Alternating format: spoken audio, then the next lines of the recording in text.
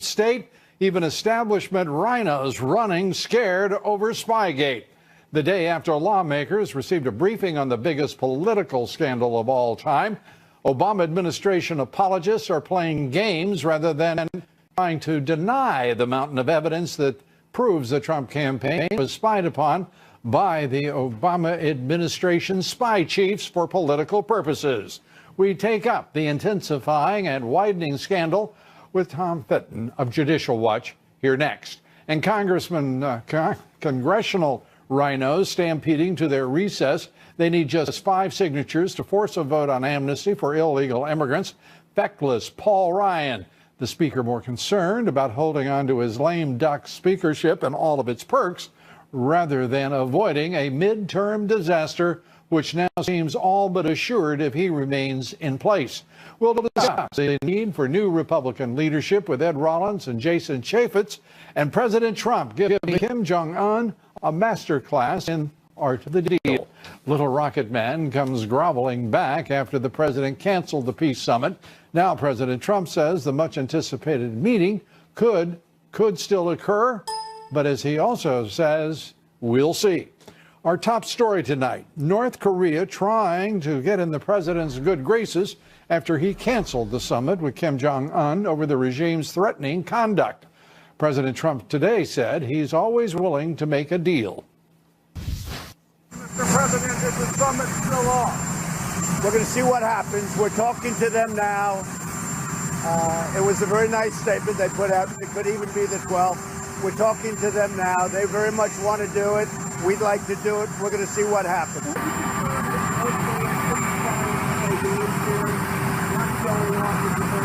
John, everybody plays games. You know that. Speaking of deals, the president says he's reached a deal with China to ease sanctions for ZTE, the Chinese giant telecom caught doing business with rogue regimes, Iran and North Korea, undermining U.S. security and breaking our sanctions for 7 years. After negotiations with Chinese President Xi Jinping, the United States settling on a $1.3 billion fine for ZTE, management changes, stricter security rules, a guarantee to buy parts from American companies. And joining us tonight, Gordon Chang, Daily Beast contributor, author of The Coming Collapse of China. Gordon, good to have you here. Let's start with first the quickness with which the North Koreans and their abrupt change in demeanor sought to restore the summit with President Trump. It certainly took me by surprise yesterday. You know, after the president withdrew from the summit, you had a series of communications from North Korea, all of them conciliatory. The last one even more nice, as the president said, you know, saying that they would meet the United States anytime, any place, any format. That's a real indication that President Trump has got their number. You know what amuses me is to watch the so-called talking heads and the foolish, absolutely foolish commentariat in Washington, D.C. of both parties now suddenly clucking about the president wanting to counsel him again. These were the same idiots who 24 hours previously had been dissing the president because they thought the summit had failed. And before that, by the way, they were against the summit, but once it collapsed, they wanted to criticize him for that. I mean, they really don't know what they're talking about. And we do understand one thing. The airwaves are filled, whether from the floors of the Senate and the House or from the commentariat and all of the studios and various networks with abject idiocy. This must drive the president nuts to have to put up with this. I'm sure he's probably pretty happy right now because he's proved everybody else wrong. He's happy, but he's got to be sick to his gut to have to listen to fools on parade constantly. Yeah. You know, the veteran American diplomat Stapleton Roy, former ambassador to China, ambassador to Indonesia. He now works for Kissinger. And he has said something which is... I know Kissinger. Yeah, you know. He said something which really resonates, and that is, he once said, look, no one has ever figured out how to deal effectively with the North Koreans. Well, that was true until yesterday when we had the president, as you said, the master class in dealing with North Koreans. And he basically just pushed them around, got them to actually sort of cry uncle. You know, we haven't had a president before who, at least not in recent times, who said what he meant what he said. This president he is beguiling because he does exactly that and is playing a game. As he said, everyone plays games. If he's going to play a game, he's going to play it 3 to 4 moves ahead of whoever his opponent is, whether it is Kim Jong-un or whether it's President Xi. And the fools in Washington, D.C. haven't really caught up to that reality. Yeah, and that's certainly true. You know, we now have a pathway to peace. We may not get there, but nobody thought we would have this summit. Nobody thought we would see the North Koreans. And we still may not, as the president has said. His conditions are absolute, they're non-negotiable, and he is moving ahead. Yeah, the North Koreans really need things from Trump, and we need Trump to give them sanctions relief. You know, before this, we had sanctions on President Trump to give the North Koreans sanctions relief. No, the North Koreans need sanctions relief from President Trump. I just trying to get all the dependency there associated correctly, because I don't think we need any of it. No, but what has happened is Trump created the conditions where the North Koreans had to speak to him. There was the sanctions relief. There were the threats to attack North Korean nuke and missile facilities. And, you know, Kim is very much that understands that his continued survival depends on the U.S. But you know that, Gordon. I think we are still dealing with a considerable, vague, vaporous, ethereal image of who this man is. It was not Kim who spoke in response to the president canceling that summit. It was a gentler, wiser representative of the regime taking great pains to be somewhat deferential, to placate a man who said he was very clearly disappointed in the hostility and the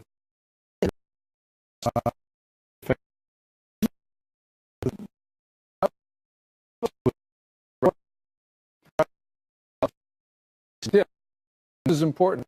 Never do this before. I've seen them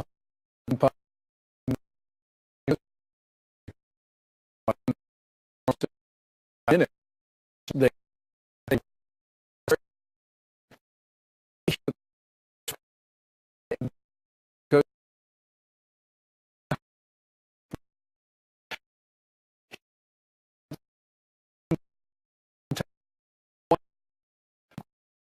we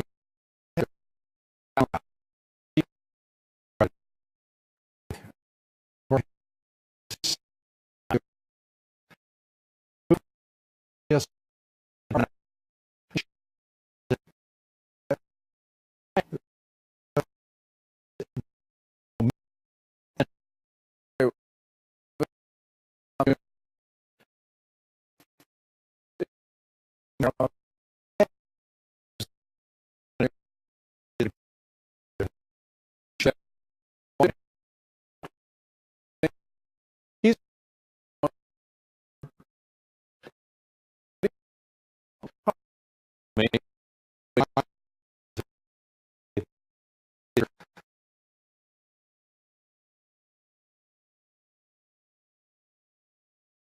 Communist country. I don't know. You can explain that in a minute. Let me say it's a communist country that can do whatever it wishes with all of those workers. It is a command and control economy. Why should the president worry about 88,000 workers, Chinese workers? No, he shouldn't. But I think what's going on here is just a guess, Lou. I think what he's trying to do is get approval for Bain to buy Toshiba and for Qualcomm to buy NXP semiconductors. The Chinese are holding up both of those deals. I suspect that that's what's in the back of the president's mind. It's certainly not Chinese jobs. It's not even the $1.3 billion fine or changing the management team, which really, to me, is substituting one set of criminals for another. I think it's really the question of getting Chinese approval on all of these mergers. Gordon Chang, as always, good to have you here. Thank you. Thanks, Lou. Dems and rhinos trying to downplay the biggest political scandal in the history of this country. We take it up with Judicial Watch's Tom Fitton. He's next. Stay with us. We'll be right back. Desperately, the Dems who whined their way into yesterday's classified briefings about the Obama administration's politically motivated scheme to spy on the Trump presidential campaign may know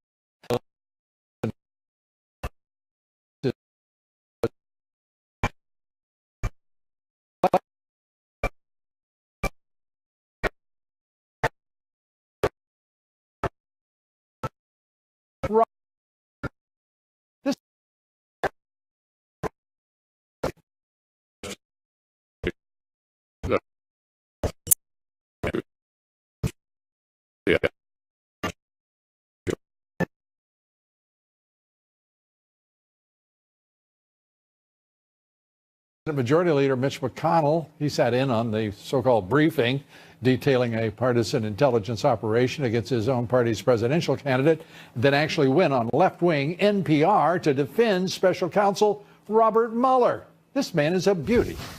There are two investigations going on that I think will give us the answers to the questions that you raised. The IG investigation in the Justice Department and the Mueller investigation. I support both of them. He supports both of them.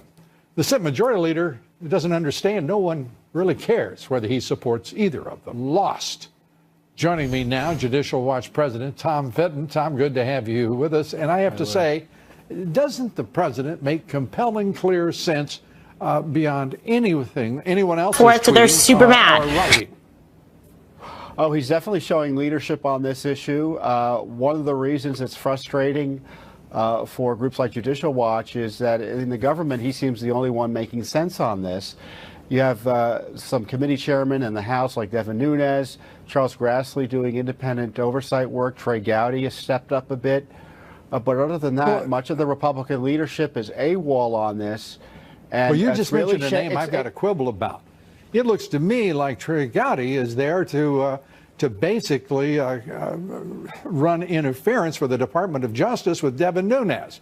He hasn't contributed anything to this point. There's still 1.4 million documents that Oversight and Judiciary have sought that haven't been turned over. We learned that in this meeting that people did actually the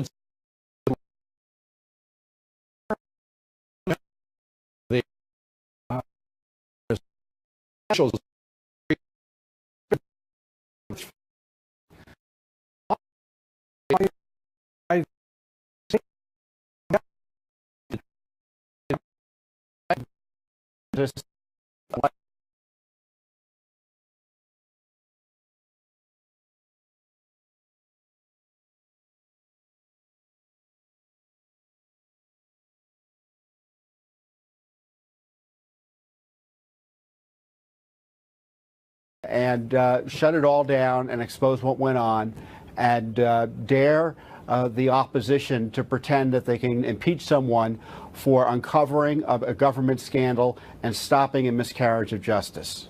I think that sounds right. There are a couple of problems I have with it. First of all, we just heard Mitch McConnell say he supports the Mueller probe instead of saying he stands with the president. The man is a feckless, to me, craven beneficiary of the largesse of the Koch brothers, the Business Roundtable, the Chamber of Commerce, and Wall Street. I mean, it's that straightforward. He is part of the problem. He's not any part of the solution. The same is true of Ryan.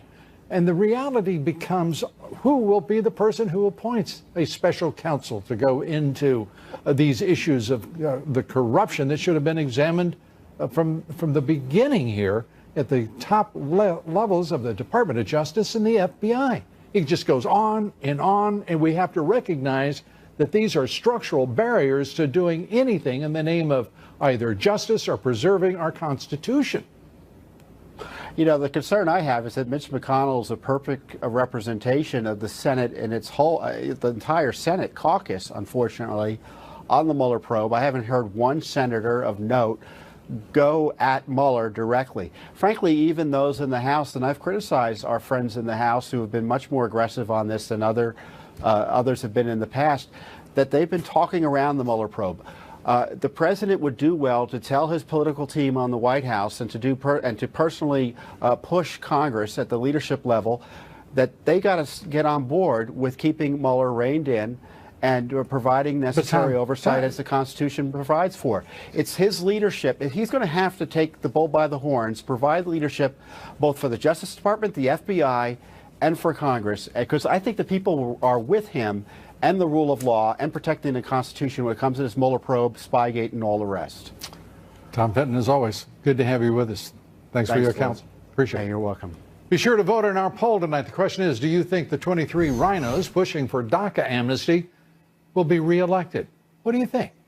Cast your vote on Twitter at Lou Dobbs. Follow me on Twitter at Lou Dobbs. Like me on Facebook. Follow me on Instagram at Lou Dobbs Tonight. And up next here, Congress goes on recess with the threat of a DACA amnesty vote looming. We take up the rhino madness. Ed Rollins joins us. Will they continue to do their master's bidding? Of course they will. Stay with us. We'll be right back. It's now just 5 signatures away from being, well, powerful enough to make that happen. 23 rhinos. Now, we're going to put these names up. As you can see, their names there on your screen. If you have really excellent vision, I happen not to, so you're going to have to take my word for it. Those are the rhinos. They are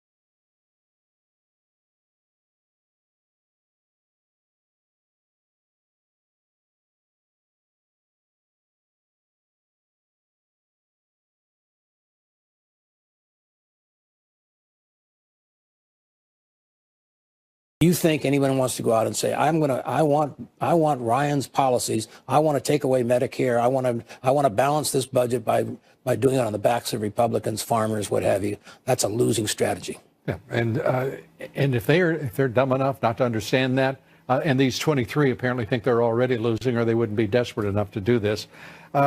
Kevin McCarthy, Steve Scalise is stepping in case he doesn't make it as Speaker. I guess we won't know until next year, though, because they seem quite content, these Republicans, to leave Paul Ryan there. I would argue if the Tea Party, which is now the Freedom Caucus supporters, if they want a leader, they got 10 days to put it together. Why should we, take Memorial Day off, take Sunday off, and start Tuesday counting votes and putting votes together? So when they come back next week, just basically vote to vacate the chair. You've done this throughout your career, right? Counting votes, getting ready, moving an idea and initiative ahead. Have you ever seen a group of people that is the Republican conference who can't even muster the guts to say, I want to be the Speaker of the House? I mean, Jim Jordan says to his friends and some colleagues that he wants to be Speaker. Why the hell not stand up and go get it? That's exactly. Because we've had enough of this established crap leadership where they don't say what they mean, they don't mean what they say, and they want to stay in a job that they just resigned for another 8 months. I mean, this is, the Republicans look awful here. They do look awful, and the reality is they're going to get hurt in this election, as I've told you over and over again. The reality is if you want to be Speaker, you got to tell people why you want to be Speaker, what you're going to do, and most important is we are missing a leader in action. We've not had a leader since before Boehner. They've got a great model. They do. Why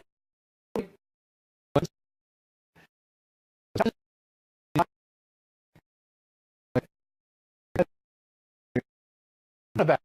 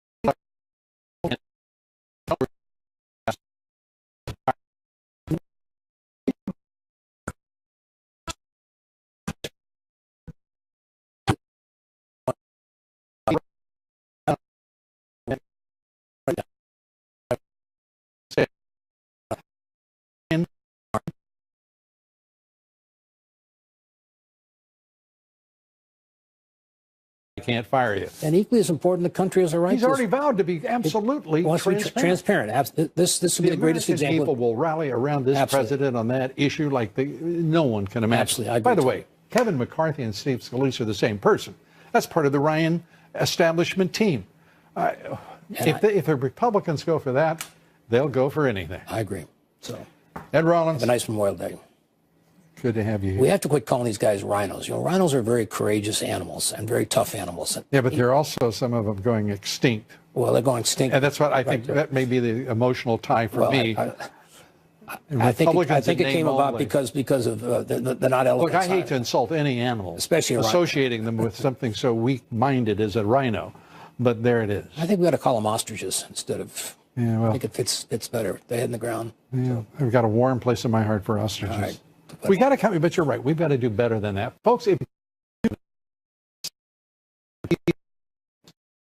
let me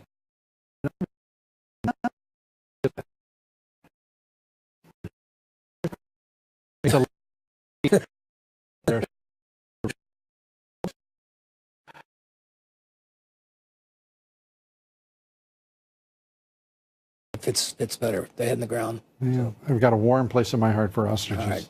We got to come, but you're right. We've got to do better than that, folks. If you've got an idea, right, just email us, tweet us, let us know what you think.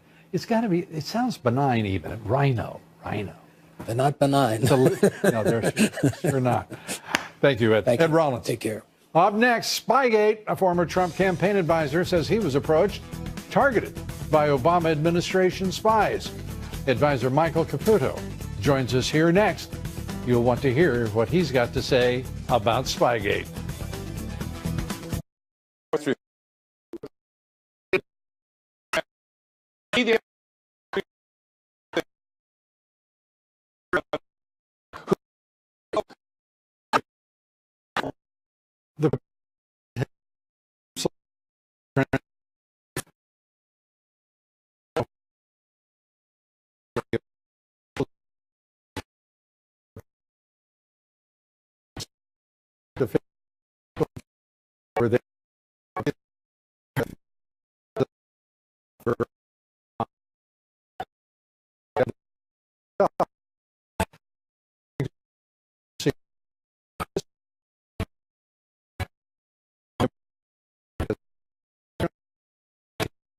We're going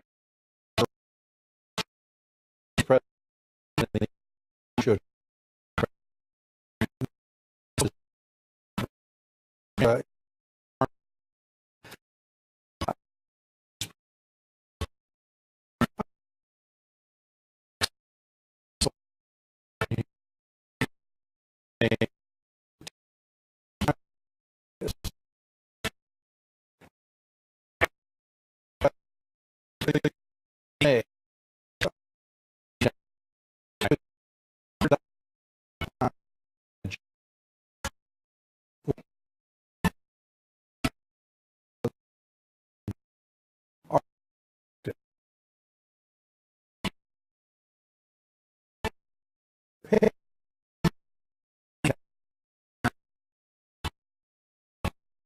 this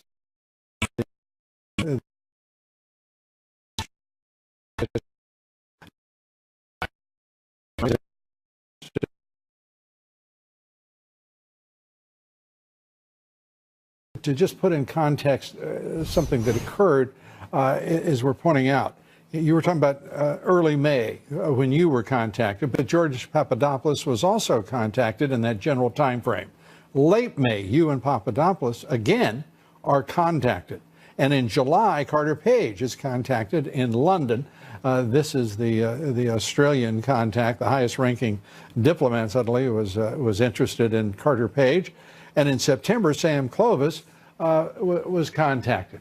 This begins to take on the appearance of a broader targeting, I think, than anyone possibly imagined. Your thoughts?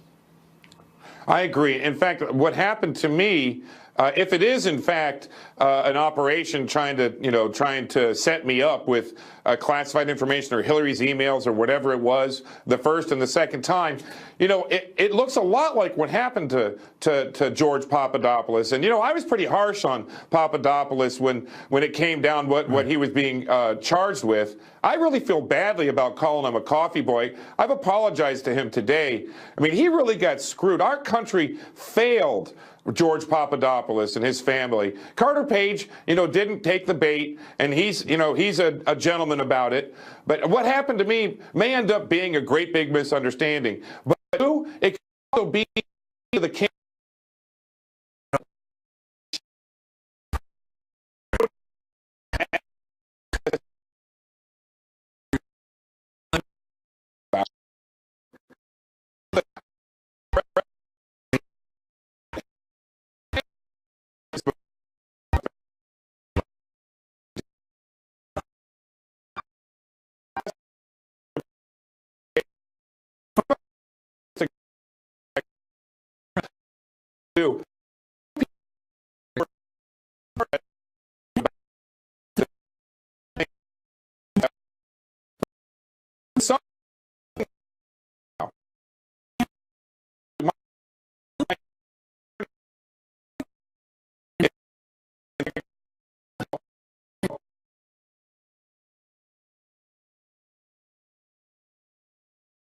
And the Inspector General of the DOJ. But I was impressed with his report about Scott McCabe. So I'm a bit optimistic about this Inspector General and what he'll do. And I know people were kind of hard on the president about this, thinking it was a half step. But it's something that's happening immediately now. I'm actually able to, my attorney is sending a letter to the Inspector General asking for an appointment. I'm hoping it happens in the very short term. If the president had demanded another special counsel, we might have been waiting months. I'm really optimistic about this, and I think the president's move this weekend demanding that investigation was an absolute masterstroke. I agree, and it is also is nearly in every instance the case. It is also the right thing to do. This president seems to have an unerring sense of what to do, and absolute transparency from our Justice Department and the FBI. These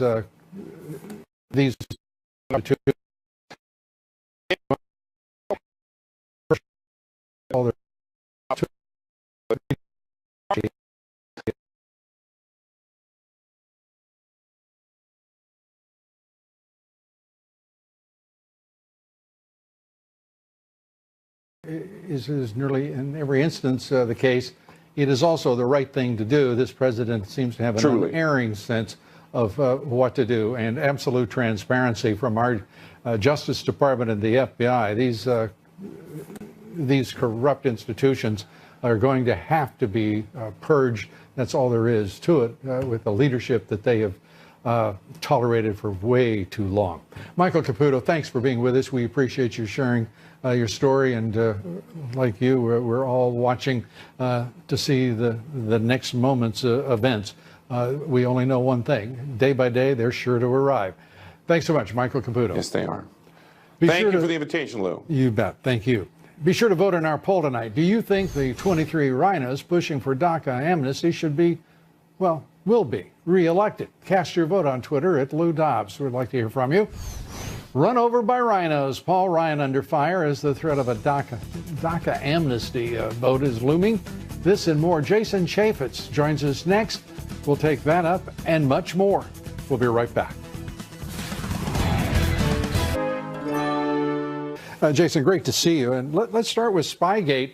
The contest now seems to be whether or not you want to call it, if you're a Dem, an informant, and otherwise what the person really was, which is a spy.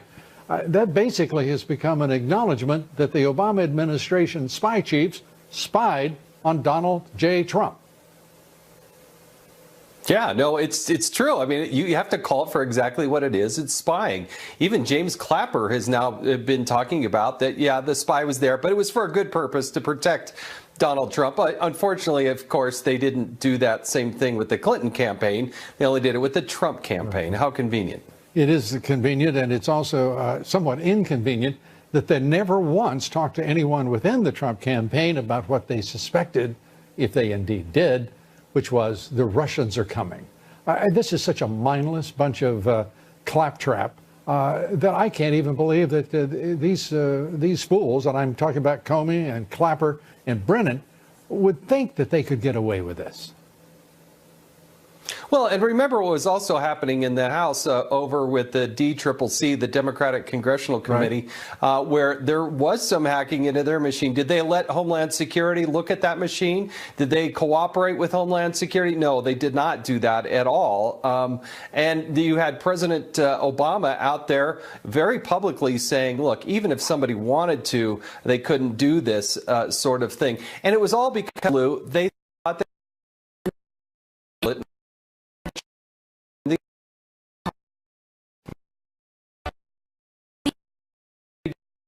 out. I want here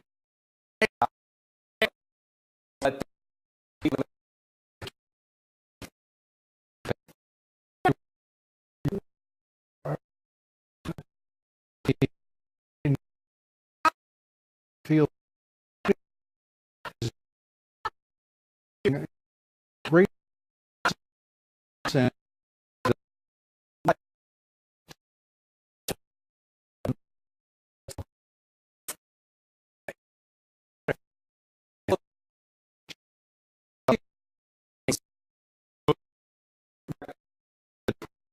Early.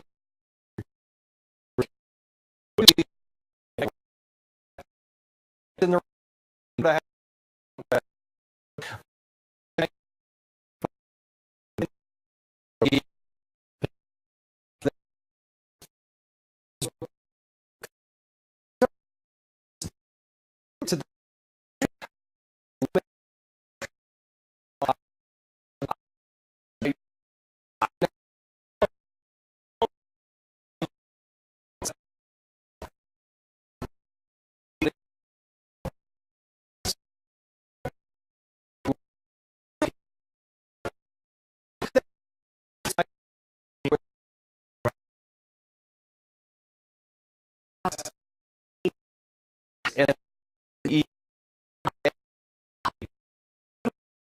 yeah.